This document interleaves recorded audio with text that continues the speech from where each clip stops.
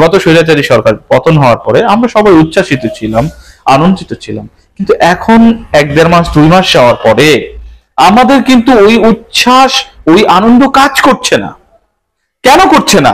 কারণ আমরা যা দেখতে পাচ্ছি বা আমরা যা সামনে ভাবছি এটা খুবই ভয়াবহ। বিচার বহির্ভূত হত্যাকাণ্ড হয়েছে না? বিচার বহির্ভূত হত্যাকাণ্ড এই 1.5-2 মাসে হয়েছে, আগেও কিন্তু হয়েছে। বাংলাদেশের সার্বিক পরিস্থিতি আপনি কি মনে করেন? বাংলাদেশ কি আপনি দুর্নীতি শেষ করে দিতে পেরেছেন? বাংলাদেশে কি আপনি ঘুষখোরদের শেষ করে দিতে পেরেছেন? আপনি বাংলাদেশের পুলিশদেরকে কি সভ্য করতে পেরেছেন? বাংলাদেশের প্রশাসনে, বাংলাদেশের সরকারি সেক্টরগুলোতে যারা কাজ করে তাদেরকে আপনি ভালো করতে পারছেন? পারেন নাই তো ভাই। এখনো প্রকাশ্যে ঘুষ খায়, রে ভাই। ইউনিয়ন পরিষদ থেকে পাসপোর্ট অফিস, সচিবালয় যেখানে যাবেন আছে রে ভাই, এখনো আছে। মানুষ কি এখনো চাঁদা থেকে বাঁচতে পারে? চলে তো রে ভাই চাঁদাবাজ আগেরটা নাই, কিন্তু নতুন চাঁদাবাজ সেখানে আসছে। আপনি বলতে পারেন আমরা তো বন্ধ করতেছি,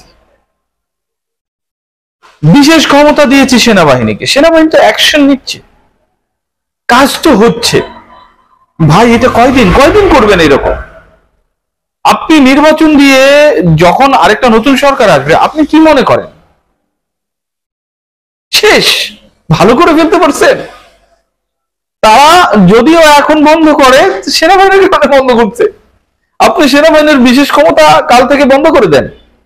2 মাস তো দিয়েছেন, কাল থেকে বন্ধ করে দেন। পরশুদিন থেকে আবার সেই চাঁদাবাজি শুরু হয়ে যাবে, শুধু চাঁদাবাজটা পরিবর্তন হবে।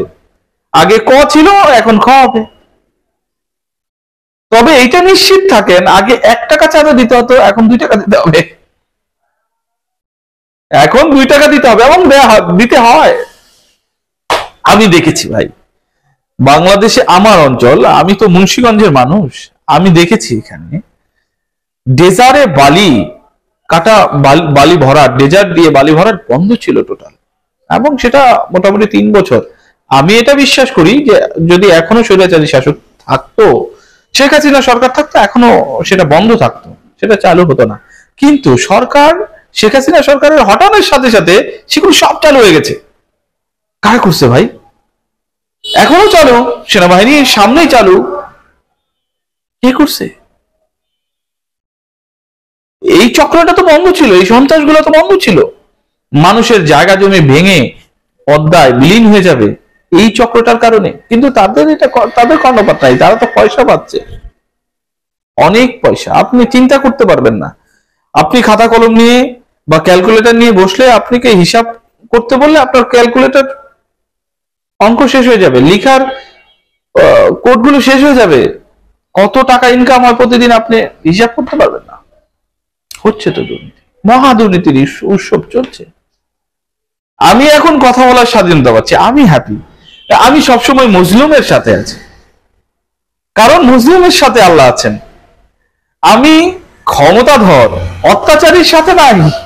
আমি যে অত্যাচার সহ্য করে, নিপীড়িত হয়, আমি তার সাথে আছি, এবং সেটা সারা জীবন থেকে যাবে। এখন এই সরকার আছে, যদি এই সরকার নিয়ে অন্য সরকার হয়, আমি অবশ্যই সাপোর্ট করব। সাপোর্ট করছি না এমন না, ভালো কাজের সাপোর্ট করব, খারাপ কাজের কখনোই সাপোর্ট করব না। এটা হতে পারে না।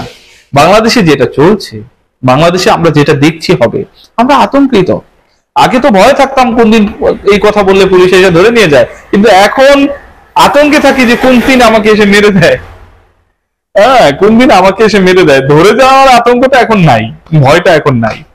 আমি স্বাধীনভাবে কথা বলতে পারছি, কিন্তু আমি এখন ভয় আছি কোন দিন আমাকে মেরে দেয়। কারণ মেরে দিলে বিচার তো হবে না, বিচার করবে কে? থানাগুলোতে তো কাজ করে না, আর ওদের চরিত্র তো আগের মতোই আছে, আগের চেয়ে খারাপ হয়েছে এখন। আগে যাও একটু এলাকায় রাউন্ড টাউন দিত, মানুষ একটু ভয় টয় পাইতো, এখন তো এলাকায় রাউন্ড টাউন দেয় না, মানুষও ভয় পায় না। আর ওদের ঘুষ আছে এখন, আগে যা ছিল তার চেয়ে বেশি হয়েছে। আগে একটা পুলিশ ভেরিফিকেশনে 500 টাকা নিত, এখন 1000 টাকা নেয়। আগে একটা পাসপোর্ট ভেরিফিকেশনে 500 টাকা নিত, এখন 2000 টাকা নেয় বা 1000 টাকা নেয়। হ্যাঁ, তারপর আবার সেটাকে জমাও দেয় না। আমি এটা প্রমাণ ভাই, আমার কাছে অনেক প্রমাণ আছে এদের ব্যাপারে। তাদের চরিত্র বদলায় নাই। বাংলাদেশ পুলিশের চরিত্র বদলায় নাই ভাই, একটুও বদলায় নাই। যারা ঘুষখোর ছিল তাদের চরিত্র একটুও বদলায় নাই। এনআইডি ভবন বাংলাদেশের যে, আমি আমার যদি জন্ম নিবন্ধন থাকতো আর আমি যদি এখন এনআইডি করতে চাইতাম, আমার 5-7 হাজার 10,000 টাকা লাগতো, এখনো লাগে। এখনো তারা ফ্রিতে কাজ করে না। বলে যে, তাদেরকে বলে যে দেখেন আমি আপনার কাজটা করে দেবো, আমাকে আপনি কিছু দিবেন না। আচ্ছা, তারা কি বোঝে না যে সরকার এই জন্যই তাদেরকে রেখেছে এবং তাদেরকে বেতন দেওয়া হয়? তারা মনে করে যে তারা পড়াশোনা করেছে, কষ্ট করেছে, ঘুষ দিয়েছে, চাকরি পেয়েছে, ওই জন্য তাদেরকে বেতন দেওয়া হয়। এই কাজের জন্য তাদেরকে বেতন দেওয়া হয় না। আপনার আমার যে কাজটা করার জন্য তাকে বেতন দেওয়া হয়, সে এটা মনেই করে না। ঘুষখোর যারা, তারা মনেই করে না এই কাজটার জন্যই তাকে বেতন দেওয়া হয়। এই কথা তারা নির্দ্বিধায় বলে যে ভাই আমি আপনার কাজটা করে দিচ্ছি, এই কাজটার জন্য আমাকে আপনি পয়সা দেন। এই কথা বলে তারা যে আমি আপনার কাজটা করে দেবো, আপনি আমাকে কিছু দেবেন না। প্রত্যেকটা ঘুষখোর এই কথা বলে। থানায় পুলিশ ভেরিফিকেশন করতে যাবেন, সেই কথা বলে আমি আপনার কাজটা করে দিচ্ছি, আপনি আমাকে কিছু দেবেন না। আপনি নামজারি করতে যাবেন, সেখানেও বলে যে ভাই আমি আপনার, আমাকে ফোন করে বলছি, আমার এক বন্ধু নামজারি করছে, বলছে যে আমি কাজটা করে দেবো, আমাকে কিছু দেবেন না। তখন আমি বলছি আপনি যে কাজটা করতেছেন এই জন্য কি সরকার আপনাকে বেতন দিচ্ছে না? তাহলে আমি আপনাকে কেন দেব? বাংলাদেশের প্রত্যেকটা সেক্টরের পরিস্থিতি একই, তাদের ডায়লগ একটাই যে আমি আপনাকে কাজটা করে দিচ্ছি, আপনি কি আমাকে কিছু দেবেন না? সে কি বোঝে না যে এই কাজটা করে দিচ্ছেন বিদায়ী সরকার আপনাকে এখানে রেখেছে এবং সরকার আপনাকে বেতন দেয়? সে এটা বুঝতে চায় না। আমি জানি না কেন তারা বুঝতে চায় না। এটাই হচ্ছে, আপনি এই সমস্যা কিভাবে দূর করবেন? এখন তো দূর করতে পারছেন না। আর কয়দিন পরে যখন নির্বাচন দেবেন, ওই চাইল ছাড়া নির্বাচন, তখন আপনি কিভাবে ঠিক করবেন? সংস্কার বলতেছেন, কিভাবে সংস্কার করবেন বলেন শুনি। অতএব আমরা নীতি কথা অনেক বলতে পারবো, নীতি কথা অনেকেই বলি, কিন্তু করি না। আসেন আমরা সকলে ভালো হয়ে যাই, সকলে ভালো হয়ে যাই। ভালো থাকবেন সবাই, পাশে থাকবেন। আসসালামু আলাইকুম।